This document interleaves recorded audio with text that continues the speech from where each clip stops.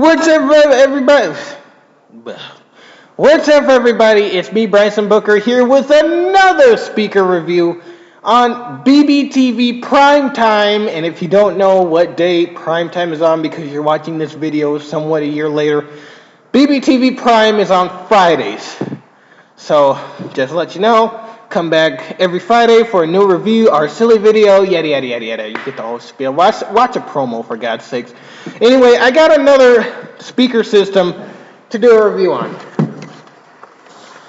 And if you literally just got done watching my Cambridge Soundworks speaker review for the GCS, I think it was 300 by Creative, well, this is the big brother. This is the Creative Cambridge Soundworks, once again, made in China, multimedia computer speaker system SB51, released in 1997 by Cambridge Soundworks, aka Creative. Now, I gave an overview. If you watched my last review about these younger brothers of these speakers, I mentioned the thing that these were mainly shipped with Gateway computers. So all the premium Gateway computers got Boston Acoustics or Untitled Lansing computer speakers.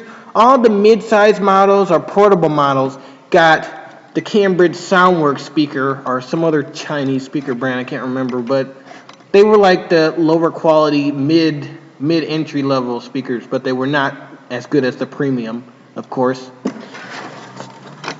Here it is. Unlike this little brother, the little brother to this one is a little bit heftier. And as you can see, as we look on the right speaker, I got the left speaker too. It's just not in the shot right now. We have the volume control and tone switch, and then the green power LUT and the bass ports. Unlike its little brother, the bass ports are on the back. The bass ports for this is on the front, which is a pretty good thing because the bass hits you right in the face, literally. On the side is a headphone jack. On the back, you have the AC out and the input to the right speaker. Unlike its little brother, I keep making comparisons because basically these speakers are the same thing, just bigger. Unlike its little brother, you can actually remove the input of the right speaker.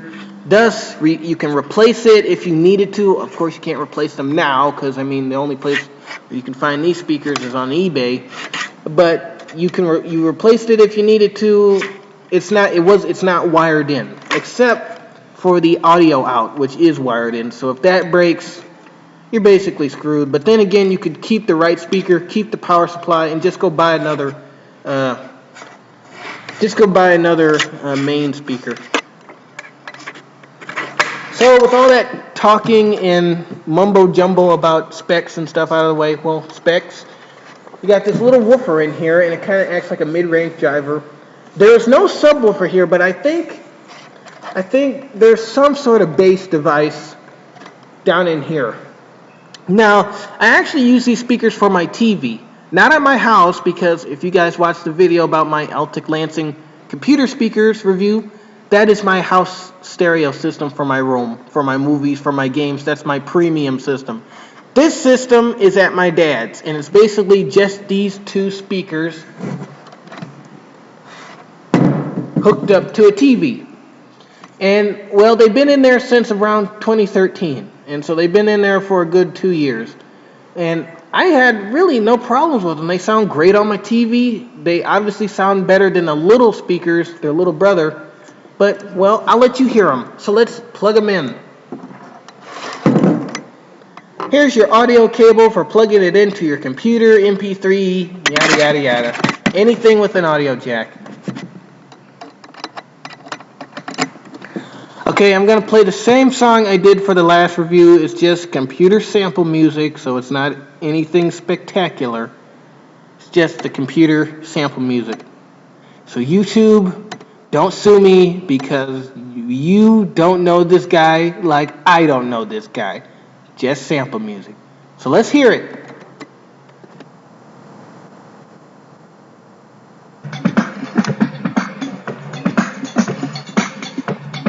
Really crystal clear highs.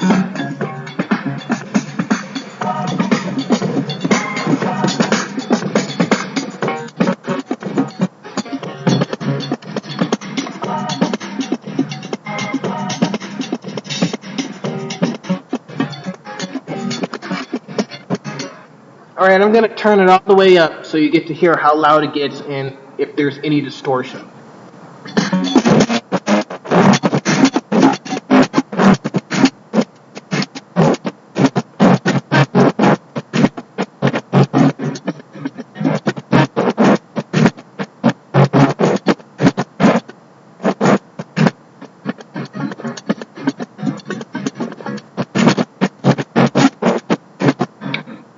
Okay, so if you were a monkey and you didn't know what that meant, okay, so good.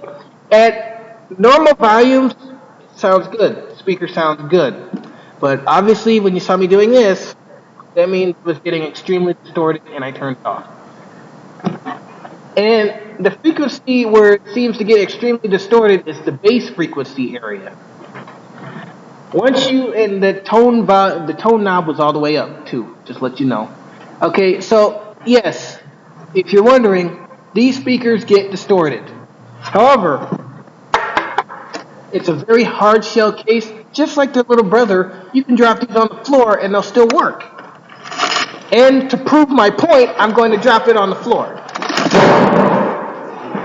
and step on it randomly and hit it against the desk. And I bet you it's still going to work. You want to see how? Well, let's see if it still works. Let me restart the song.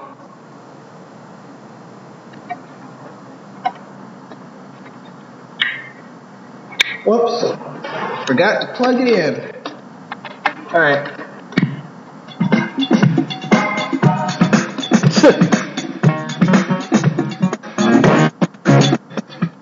Pretty amazing, huh? That's amazing. I cannot do that with the normal speaker. Not with how big my foot is. It just won't work, ladies and gentlemen. But with this, it will. I mean, you have to do some, just like I said in the last review, you have to do some serious damage to hurt these things. All I did was put a dent in the grill. That was it. But as far as sound quality, I have to give these a low score. Because it got extremely distorted at high volumes, and that's not good if you're doing a party or something, or you want to jam to your songs. All that distortion is going to get in there and just screw up your whole listening experience. But if you play this at mild volumes, which I guess they were expecting you to play this at mild volumes, I don't know why, because it was the 90s where people were blasting music and it was supposed to be distortion free. Well, you can't do that with these speakers because you have to play them at normal volumes to get the best sound. Don't know why. I really don't know why. But especially in a company like Creative, you think they would have at least did that, because at the last review I did about these little brother speakers, they get no distortion. These guys get extreme amount distortions at high volumes, rather than the little speakers that get none.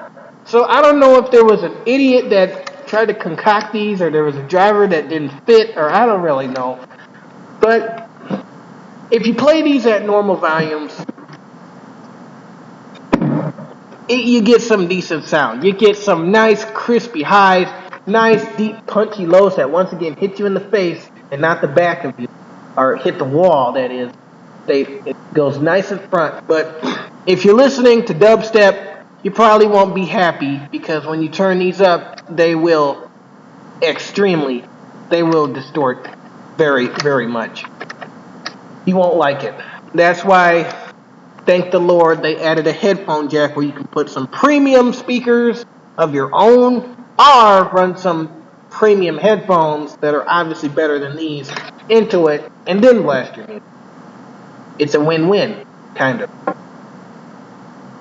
So, anyway, this is my review on the Cambridge Soundworks speakers. I'm not saying they're bad speakers. These are great speakers. But it kind of fails the test when you really want to blast your music, because the speaker can't do it. But it can do normal volumes, can do halfway loud. You get clear sound at halfway volume. And yes, if you're wondering, the speakers that I have at home that are these, they do the same thing. When I try to play Halo at maximum volumes, can't do it, and I gotta turn it down because it gets extremely distorted. So this is my review of the Creative Cambridge Soundworks speakers, the SB51 series loudspeakers from Cambridge Soundworks, released in 1997. Thank you for watching. And I'm throwing these on the ground again. And I bet if I play some, let's see. I bet if I play some Madonna on these, like right now, it'll still work.